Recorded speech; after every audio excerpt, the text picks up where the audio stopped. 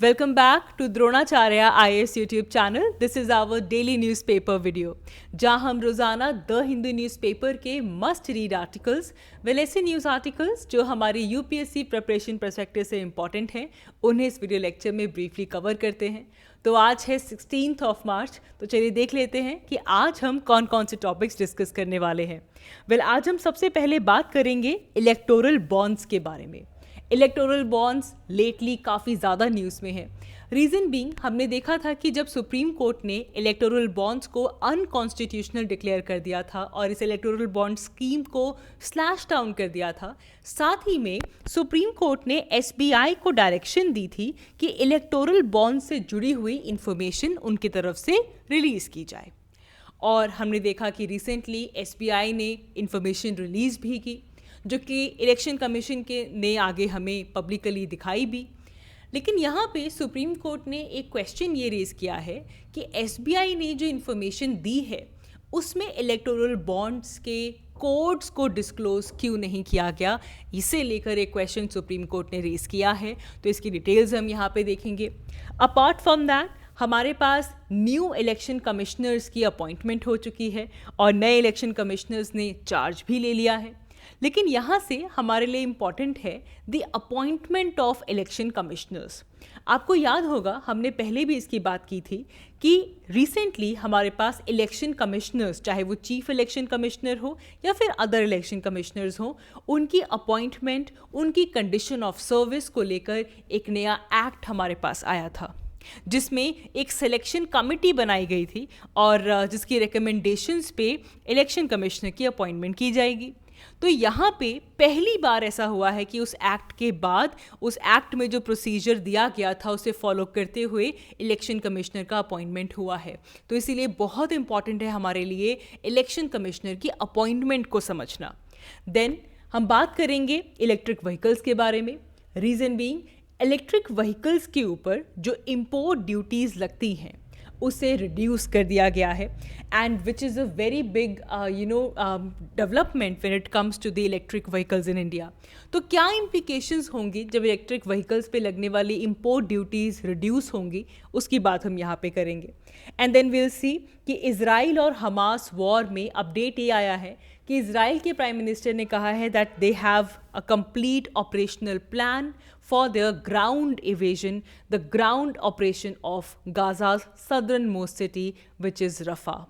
And जब भी हम रफ़ा की बात करते हैं हम जानते हैं कि एक तो सबसे साउथ में है और 7 अक्टूबर जिस दिन से ये वॉर शुरू हुई थी तब से बहुत ज़्यादा नंबर में जो पॉपुलेशन है गाज़ा स्ट्रिप की वो रफ़ा में जाकर प्रेजेंट थी.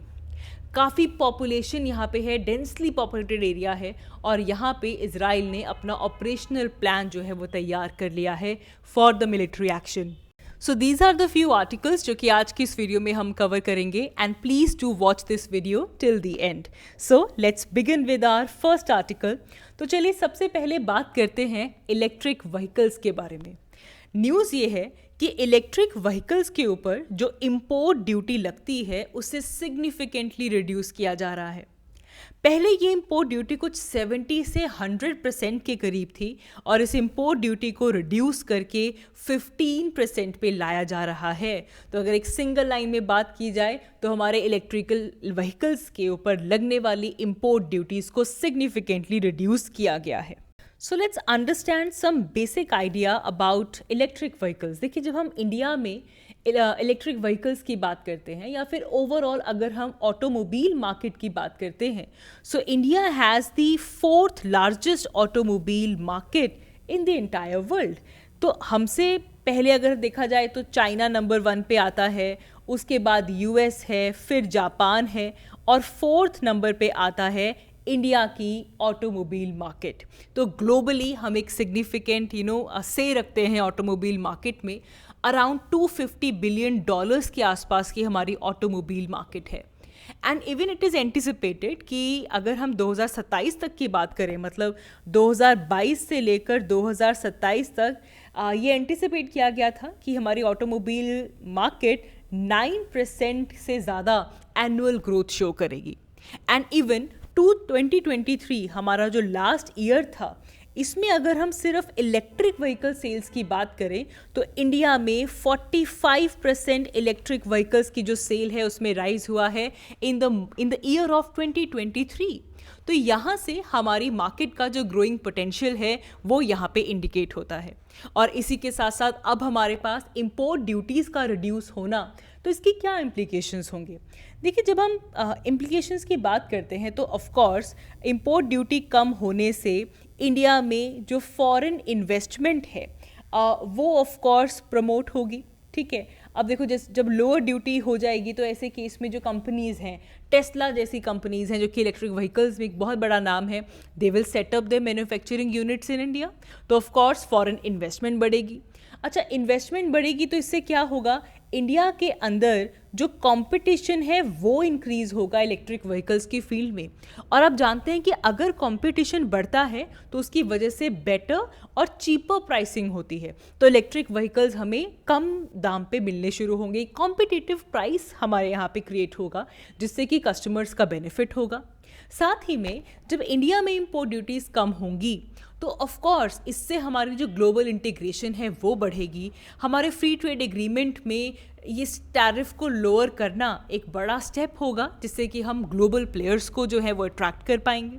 लेकिन वहीं जब हम इंपोर्ट ड्यूटी रिड्यूस करते हैं, चाहे वो किसी भी फील्ड की बात हो, तो उसका नेगेटिव इम्प्लीकेशन एक ये बहुत होता है कि इससे हमारी जो लोकल इंडस्ट्री है उसके ऊपर बुरा इम्पैक्ट हो सकता है, वो थ्रेट पे आ सकती है।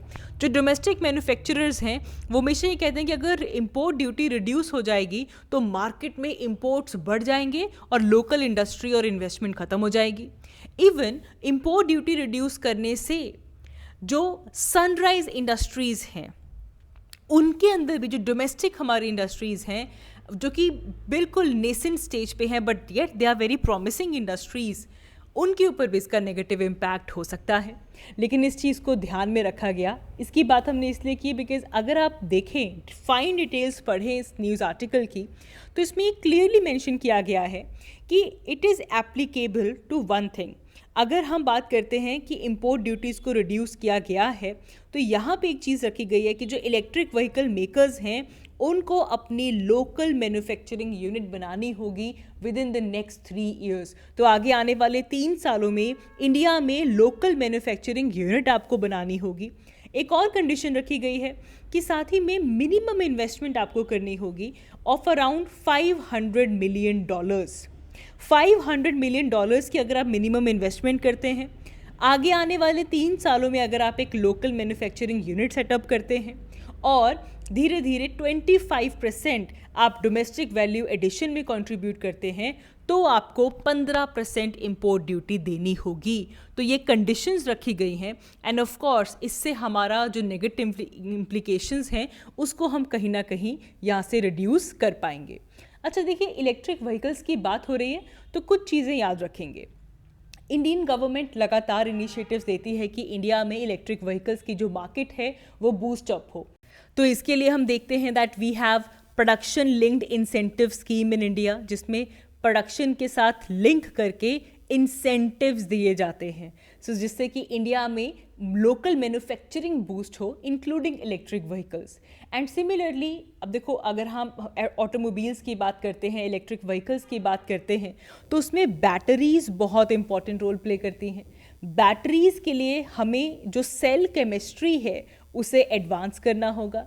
तो इसीलिए हमारे पास एक नेशनल प्रोग्राम है on advanced chemistry cell, national programme on advanced chemistry cell, जिसका एम है इंडिया में एडवांस सेल केमिस्ट्री को बढ़ाना।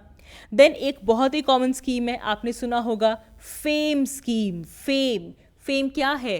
Faster adoption and manufacturing of hybrid and electric vehicles, जिससे कि इंडिया में हम हाइब्रिड और इलेक्ट्रिक व्हीकल्स की अडॉप्शन को प्रमोट करते हैं। So at the end of the day हम ये कह सकते हैं that we are definitely reducing the duty, लेकिन हमें इंपोर्ट ड्यूटीज़ की रिडक्शन और साथ ही में लोकल इंडस्ट्री को भी नर्चर करना होगा, इनका बैलेंस बनाकर चलना होगा, ये बहुत क्रूशियल है। So with the right policy, by decreasing the import duty, हम कॉम्पिटिटिव मार्केट इंडिया में खड़ी कर पाएंगे, जिससे कि इलेक्ट्रिक व्हीकल्स बेटर और चीपर प्राइसेस पे मिल पाएंगे। तो इससे ओवरऑल कंज्यूमर और इंडस्ट्री का फ़ायदा होगा। ठीक है जी, आगे बढ़ते हैं, बात करते हैं इलेक्शन कमिश्नर्स के बारे में। So as I said, India में हमें फर्स्ट टाइम पहली बात तो इलेक्शन कमिश्नर्स को अपॉइंट किया गया है according to the new chief election commissioner and other election commissioners appointment act of 2023। बड़ा इंपॉर्टेंट है ये चीज़, हम एन नंबर ऑफ टाइम्स इसकी बात कर चुके हैं, तो बहुत ही ब्रीफ में इस चीज़ को समझेंगे। तो हम ये कह रहे हैं इंडिया में नए इलेक्शन कमिश्नर्स को अपॉइंट किया गया। अब देखिए, स्टेप बाय स्टेप चलते हैं।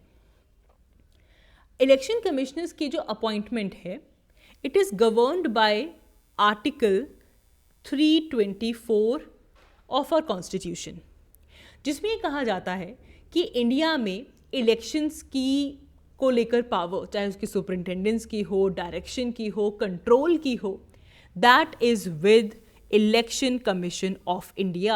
So Article 324 gives the power to the Election Commission of India. इसके अलावा प्रेसिडेंट, चीफ इलेक्शन कमिश्नर और जो अदर इलेक्शन कमिश्नर्स होते हैं, इनकी अपॉइंटमेंट कौन करेगा? प्रेसिडेंट करेगा, नंबर 1।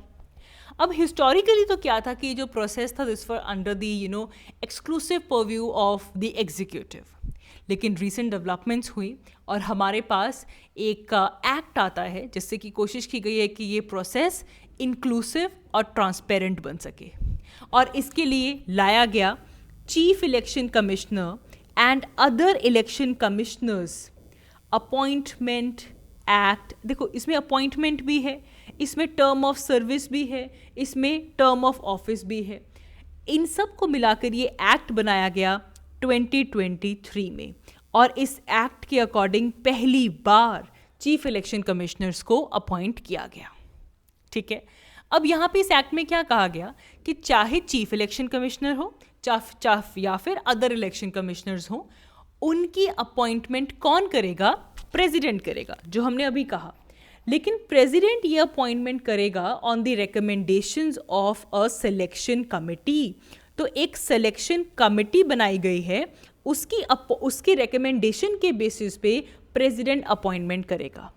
और यही इंपॉर्टेंट है कि सिलेक्शन कमिटी में हमारे प्राइम मिनिस्टर होंगे।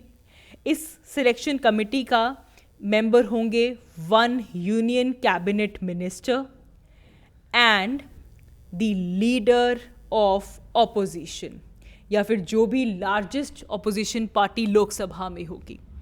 तो ये है सिलेक्शन कमिटी, जिसमें प्राइम मिनिस्टर होंगे, यूनियन कैबिनेट मिनिस्टर होंगे, and there would be the leader of opposition as well.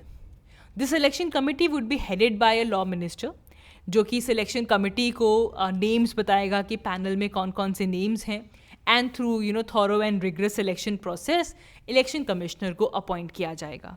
तो पहली बार इस सिलेक्शन कमिटी के थ्रू इलेक्शन कमिश्नर्स की अपॉइंटमेंट की गई। आगे बढ़ते हैं, देखिए बात करते हैं इलेक्टोरल बॉन्ड स्कीम के बारे में। सुप्रीम कोर्ट ने क्वेश्चन किया है इलेक्टोरल बॉन्ड स्कीम को लेकर एसबीआई से। एसबीआई से पूछा गया है कि जो इन्फॉर्मेशन एसबीआई ने रिलीज़ की, उसमें इलेक्टोरल बॉन्ड्स को लेकर जो यूनिक अल्फान्यूमेरिक नंबर होता है, जो यूनिक कोड होता है, जो कि हर एक इलेक्टोरल बॉन्ड का होता है, उससे डिस्क्लोज क्यों नहीं किया गया।